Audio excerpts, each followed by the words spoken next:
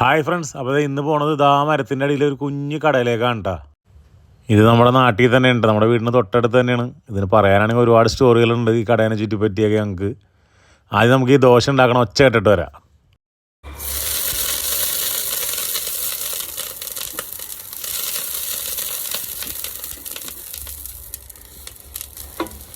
ആ സൗണ്ട് പോലെ തന്നെ നമ്മൾ വീട്ടിലുണ്ടാക്കണ സെയിം സംഭവമാണ് ഇവിടെ ഉണ്ടാക്കി തന്നത്. നല്ല രുചിയുള്ള സാമ്പാറും ചട്നിയും ചമ്മന്തിയും അടിപൊളിയാണ്.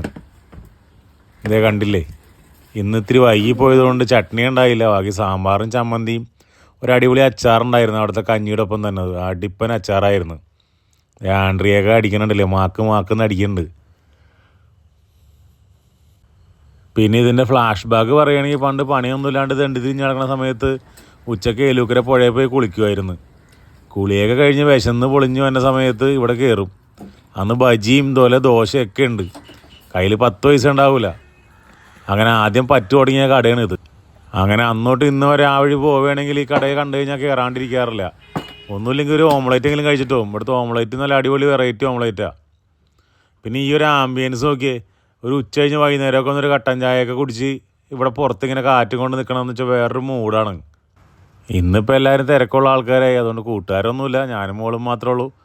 എന്നാലും ആ പഴയ ഓർമ്മയിലൊരു കട്ടൻ ചായയൊക്കെ പിടിച്ച് നമുക്ക് ആ വിദൂരതയിൽ നോക്കി ഇങ്ങനെ ഇരിക്കുക.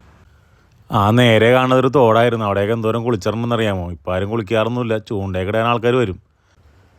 അപ്പോൾ ഇതേപോലത്തെ അടിപൊളി വീഡിയോസാണ് നമ്മുടെ യൂട്യൂബ് ചാനൽ സബ്സ്ക്രൈബ് ചെയ്ത് കൂടെ കൂടിക്കോട്ടാ.